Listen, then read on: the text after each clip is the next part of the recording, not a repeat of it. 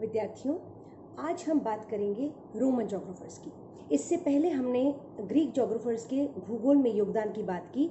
Greek geographers के सामने क्या परिस्थितियां थी, क्या उनके पास पृष्ठभूमि थी जिसके आधार पर भूगोल की ओर उनका रुझान हुआ और भूगोल के विकास में उन्होंने योगदान दिया। भूगोल को एक पृथक विज्ञान के रूप में स्थापित करने का श्रेय उन्हें जाता है। ये सब ग्रीक जोग्राफर्स के समय में हुआ। मानचित्र कला का विकास हुआ। एराटोस्थनीज के आने तक तो बहुत वैज्ञानिक तरीके से एराटोस्थनीज और हिप्पार्कस, इन्होंने वैज्ञानिक तरीके से भूगोल को गणितीय आधारों पर स्थापित करने की चेष्टा की, भूगोल के सिद्धांतों को स्थापित करने की चेष्टा की। यहाँ से भूगोल एक वैज्ञानिक विज्ञान के रूप में विकसित होना शुरू हुआ।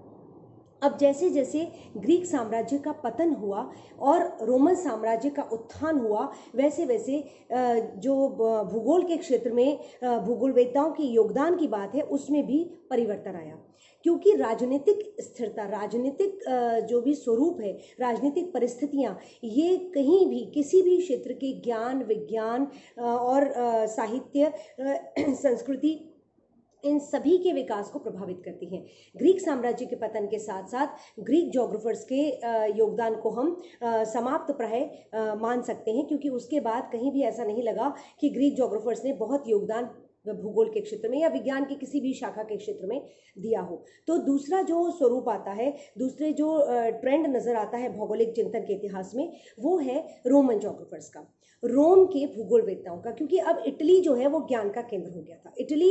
इटली के आसपास का क्षेत्र, इटली और सिसिली, ये सारे जो क्षेत्र थे ये साम्राज्यवाद की दृष्टि से महत्वपूर्ण होते गए थे। इन्होंने अपने साम्राज्य का विस्तार, यहाँ के शासकों ने अपने साम्राज्य का विस्तार करने के लिए सुदूर देशों तक अधिकार करने की चेष्टा की थी और इन क्षेत्रों पर अधिकार करने के साथ साथ इन्होंने अपने विद्वानों से अपेक्षा की थी कि वे अपने संपूर्ण साम्राज्य के क्षेत्र में और आगे भी ये ज्ञात करने की कोशिश करें कि विश्व कैसा है, कहाँ है, वहाँ की क्या परिस्थितियां हैं और उन पर कैसे अधिकार किया जा सकता है। ये सच है कि जो प्राइमरी टारगेट था वो साम्राज्यवाद था, जो प्राइमरी टारगेट था वो अधिकाधिक क्षेत्र पर आधिपत्य करने की चेष्टा थी। लेकिन ये सच है कि जब राजनीतिक उत्थान होता है तो धीरे धीरे राजनीतिक स्थिरता आती है और स्थिरता आने के बाद साहित्य, विज्ञान, कला, इन सभी क्षेत्रों का विकास स्वमेव होता है, या कोई भी शासन अपने आप को स्थापित कर बनाए रखने के लिए इन क्षेत्रों में भी विकास की ओर अग्रसर होता है, ध्यान देता है।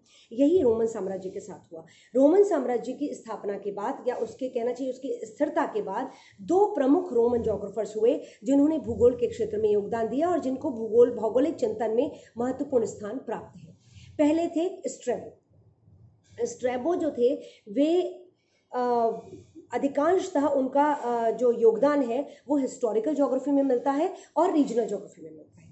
जैसे कि मैंने बताया, साम्राज्य विस्तार के साथ साथ जो विद्वान थे, जो वैज्ञानिक थे, जो भूगोलवेत्ता थे, उनकी यात्राएं बढ़ गईं, उनके जो अध्ययन का क्षेत्र है वो बढ़ गया। तो स्ट्रैबो भी उसी श्रृंखला के विद्वान थे। स्ट्रैबो ने कई क्षेत्रों की यात्राएं स्वयं की और कई अध्ययन उनके पुराने जो लिटरेचर जो उपलब्ध था, जो ग्रीक जोग्राफर्स द्वारा किया गया काम था, जो उपलब्ध था, उसको आधार बनाकर उन्होंने कई सिद्धांत अपने प्रस्तुत किए। एराटोस्थनीज से, कई जगह हेरोडोटस से और बहुत जगह हिप्पार्कस से बहुत प्रभावित रहे स्ट्रैबो। यद्यपि जहाँ एराटोस्थनीज और हिप्पार्कस की बात आती है, उनकी गणनाओं में हेरफेर स्ट्रैबो ने किया और कई बार ऐसा लगता है कि वो हेरफेर बहुत प्रासंगिक नहीं था, कहना चाहिए कि बहुत शुद्ध नहीं था। लेकिन इसके बावजूद इन्होंने उन अध्ययनों को आधार बनाकर अध्ययन की दिशा को और आगे बढ़ाने का प्रयास किया, जिसको हम महत्वपूर्ण रूप से भूगोल में इनके योगदान के रूप में याद कर सकते हैं। स्ट्रैबो की दो प्रमुख राइटिंग्स हैं, दो प्रमुख रचनाएं हैं जिस पर हमें ध्यान देना चाहिए, या जो हमारे लिए महत्वपूर्ण है। इनकी ये जो दोनों रचनाएं हैं, एक तो है हिस्टोरिकल मेमोर और दूसरी है ज्योग्राफिकल ट्रीटीज। जहां एक और इन्होंने ये बताने की चेष्टा की, 43 वॉल्यूम्स है हिस्टोरिकल मेमोर की, जो ऐतिहासिक पृष्ठभूमि इन्होंने बताई। इन्होंने ये बताने की कोशिश की कि विश्व में जहां भी किसी भी सभ्यता का, किसी भी मानव समुदाय का विकास हुआ है तो उसकी विकास यात्रा, जो इतिहास के अंतर्गत हम अध्ययन करते हैं, वो विकास यात्रा किस तरीके से भूगोल से प्रभावित हुई। तो भूगोल और इतिहास को जो परस्पर जुड़वा माना जाता है, geography and history are twins, ये जो बात कही जाती है, इस बात की शुरुआत स्ट्रैबो के समय से हुई, जहां इन्होंने ये बताने की कोशिश की कि किसी भी क्षेत्र में जब इतिहास की ओर हम दृष्टिपात करते हैं किसी भी मानव समुदाय के विकास की दृष्टि से, तो निश्चित रूप से वहाँ की ज्योग्राफी जानना ज़रूरी है और वहाँ की जो ज्योग्राफिकल कंडीशंस है वो ही वहाँ के इतिहास की दिशा को निर्धारित करती हैं। एक इनका ये महत्वपूर्ण जो देन रही वो रही भूगोल के क्षेत्र में, या कहना चाहिए कि इतिहास के क्षेत्र में। और इससे भी ज़्यादा इम्पोर्टेंट जो इनका भौगोलिक चिंतन की दृष्टि से अगर हम देखें तो वो इनका ग्रंथ रहा। ग्रंथ क्या है, इनकी एक रचना रही ज्योग्राफिकल ट्रीटीज। ग्रंथ इसलिए एक नहीं कह रही हूँ क्योंकि इसके भी 17 खंड थे, 17 वॉल्यूम्स में इन्होंने ज्योग्राफिकल ट्रीटीज लिखी जिसमें इन्होंने संपूर्ण भौगोलिक ज्ञान को समाहित किया। स्ट्रैबो वो पहले व्यक्ति थे जिन्होंने उनके समय तक उपलब्ध समग्र जो भौगोलिक ज्ञान है उस भौगोलिक ज्ञान को, समस्त खोजों को, संपूर्ण जो अनुसंधान हुए, संपूर्ण जो स्थापनाएं हुई, उन सब को समग्र रूप से कंपाइल करने का काम स्ट्रैबो ने किया। और उन्होंने ज्योग्राफिकल ट्रीटीज में एक संपूर्ण जो भौगोलिक नॉलेज है वो उन्होंने दुनिया के सामने प्रस्तुत की। ये भी सच है कि स्ट्रैबो से पूर्व के बहुत सारे ग्रंथ, बहुत सारी लिटरेचर, बहुत सारी रचनाएं उपलब्ध नहीं है, लेकिन स्ट्रैबो ने जितने व्यवस्थित तरीके से इस ज्ञान को विश्व के समक्ष प्रस्तुत किया वो मौजूद है। और आगे जितने भी भौगोलिक चिंतन के क्षेत्र में विकास हुए, भूगोल के क्षेत्र में विकास हुए, जितने भी अनुसंधान हुए, उसमें बहुत बड़ा आधार स्ट्रैबो की ज्योग्राफिकल ट्रीटीज बनी, क्योंकि इस ज्योग्राफिकल ट्रीटीज में जो पूर्ववत उपलब्ध ज्ञान था उसको भी इन्होंने समाहित किया। एराटोस्थेनीज अगर अलग से अवेलेबल नहीं है या हेरोडोटस अलग से अवेलेबल नहीं है, इसके बावजूद उस सारे ज्ञान को इन्होंने समाहित करके ज्योग्राफिकल ट्रीटीज के 17 वॉल्यूम लिखे, जो कि भौगोलिक चिंतन की दृष्टि से बहुत महत्वपूर्ण माने जा सकते हैं। व्यवस्थित विज्ञान जो है वो इन्होंने भूगोल को स्थापित किया व्यवस्थित विज्ञान के रूप में। अब इन्होंने जो सबसे महत्वपूर्ण इनका जो ज्योग्राफिकल ट्रीटीज में जो हिस्सा मिलता है वो ये है कि इन्होंने इसमें प्रत्येक क्षेत्र की जिन जिन क्षेत्रों का वर्णन किया वो हम आगे बात करेंगे, जिन जिन क्षेत्रों का वर्णन किया उन क्षेत्रों की समस्त भौतिक विशेषताओं का वर्णन किया, वहाँ की स्थलाकृति, वहाँ की जो भी भूगर्भिक दशाएं नजर आ रही हैं, वहाँ का अपवाह तंत्र, वहाँ की प्राकृतिक वनस्पति, ये जो संपूर्ण भौगोलिक चरित्र होता है किसी भी प्रदेश का, उस चरित्र को इन्होंने प्रस्तुत करने का प्रयास किया। और फिर वहाँ रहने वाले मानव समुदाय, जो भी वहाँ पर सभ्यताएं विकसित हुई हैं, उस मानव समुदाय के विकास जो ऐतिहासिक विकास जो रहा है उसके साथ उसको कोरिलेट किया। यहाँ इनके ज्ञान की समग्रता नजर आती है। As far as astronomy is concern, क्योंकि उस समय के जितने भी विद्वान थे, जितने भी भूगोलवेत्ता थे, वो पृथ्वी के संदर्भ में बहुत जिज्ञासु थे। पृथ्वी के ब्रह्मांड में क्या स्थिति है, पृथ्वी पर दिन रात कैसे बनते हैं, पृथ्वी के मानचित्र को कैसे बनाया जाए, 3 डायमेंशनल अर्थ को 2 डायमेंशनल पेपर पर कैसे उतारा जाए, ये सारी चीज़ें जो थी, इन चीज़ों को लेकर उस समय के विद्वान बहुत जिज्ञासु रहे थे। हमने ग्रीक ज्योग्राफर्स में भी देखा है कि ये स्थितियाँ रहीं। यही स्वरूप या यही स्थिति, यही जिज्ञासा स्ट्रैबो के समय में भी मिलती है।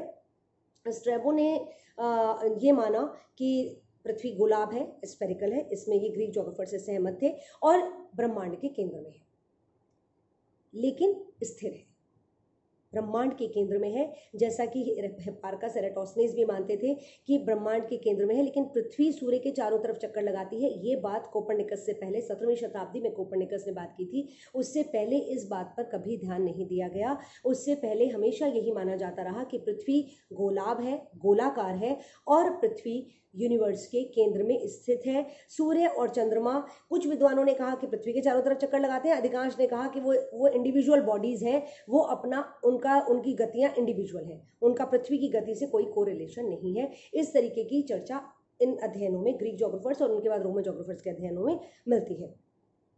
एक बात इन्होंने भी, जो ग्रीक ज्योग्राफर्स ने जो अक्षांशों और देशांतर रेखाओं का जो स्वरूप दिया था, जो प्रोजेक्शंस बनाए थे और जो पृथ्वी का मानचित्र बनाया था, और अक्षांश और देशांतर रेखाओं पर जो सूर्य की किरणों का अध्ययन किया था, उस आधार पर इन्होंने भी क्लाइमेटास, जो क्लाइमेटिक जोन्स हैं, उनका विभाजन करने का प्रयास किया। जैसा कि पूर्ववत था उसको इन्होंने थोड़ा बहुत हेरफेर किया, अधिकांशतः इन्होंने उसी को स्वीकारा और ये बताया कि थोड़ा सा कहीं नामों का परिवर्तन हो गया, कहीं थोड़ा सा उनका क्षेत्र में परिवर्तन हो गया, लेकिन 5 क्लाइमेटिक जोन्स इन्होंने भी बताए, जिसमें फ्रिजिड जोन भी थे, जिसमें ट्रॉपिकल जोन भी था, और बीच के समशीतोष्ण क्षेत्र भी थे।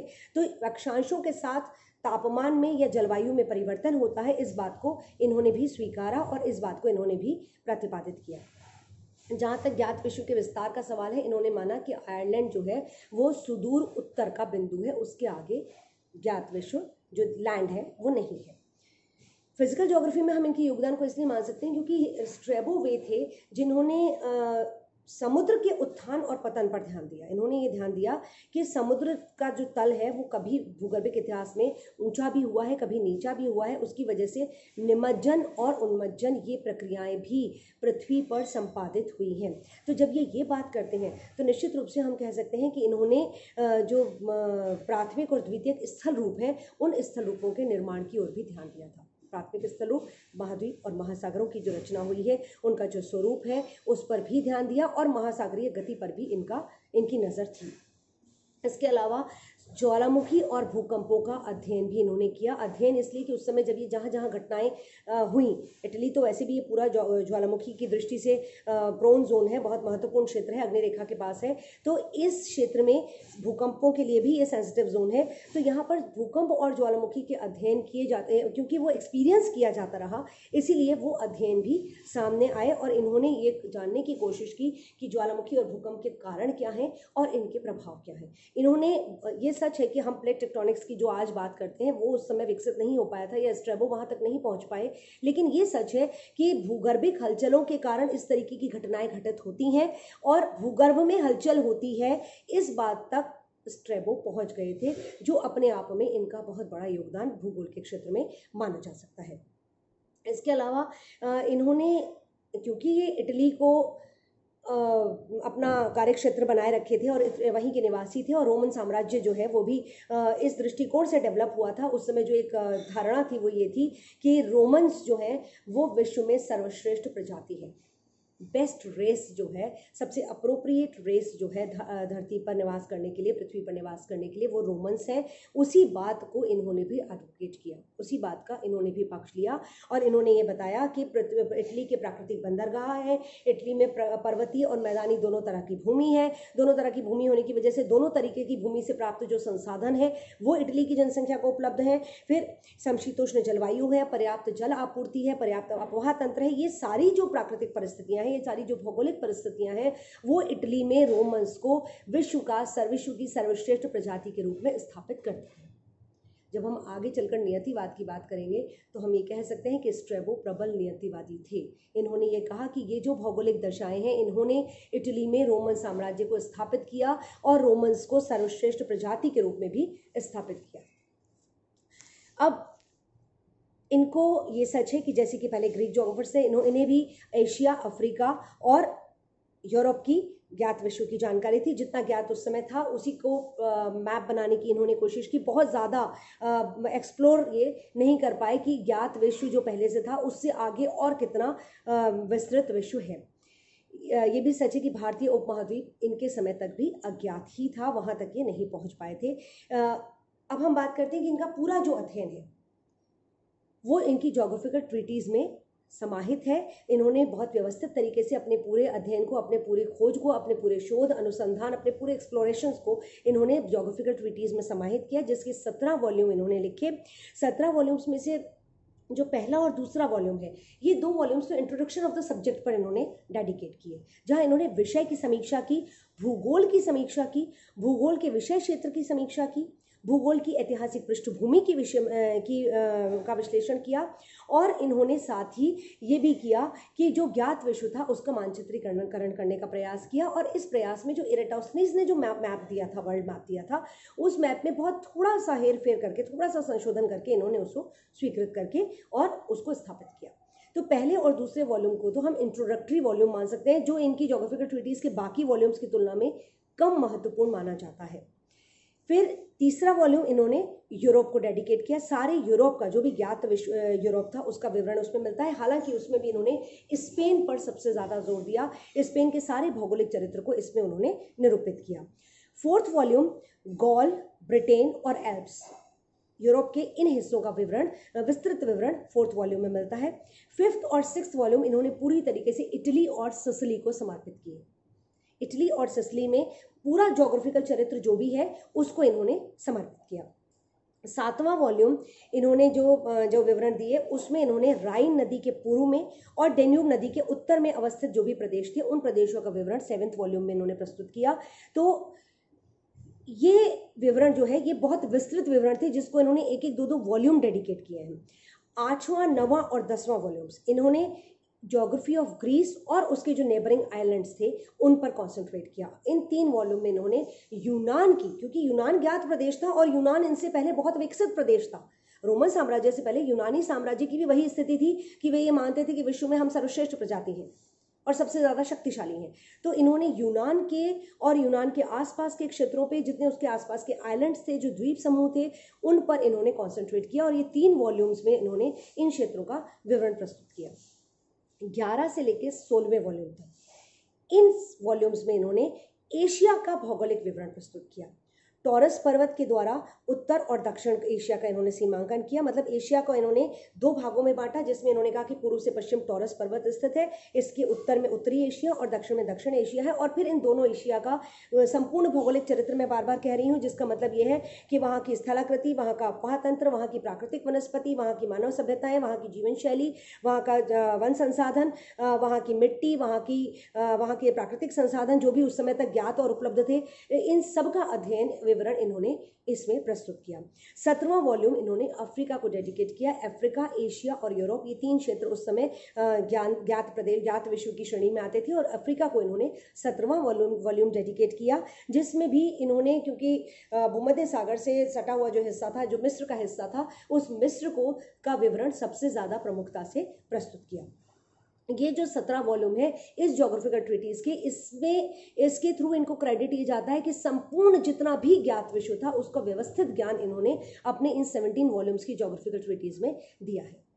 कुल मिलाकर हम कह सकते हैं कि स्ट्रैबो का योगदान मैथमेटिकल ज्योग्राफी में रहा, फिजिकल ज्योग्राफी में रहा, रीजनल ज्योग्राफी में बहुत प्रमुखता से रहा, हिस्टोरिकल ज्योग्राफी में भी बहुत प्रमुखता से रहा, और जहाँ जहाँ ये हिस्ट्री और ज्योग्राफी को परस्पर कोरिलेट करते हैं वहाँ हम कह सकते हैं कि ह्यूमन ज्योग्राफी में भी इनके योगदान को नकारा नहीं जा सकता। तो स्ट्रैबो ने ज्योग्राफिकल जो ज्ञान है, जो भी भौगोलिक ज्ञान है, उसको स्थापित करके भौगोलिक चिंतन के क्षेत्र में बहुत महत्वपूर्ण योगदान दिया है।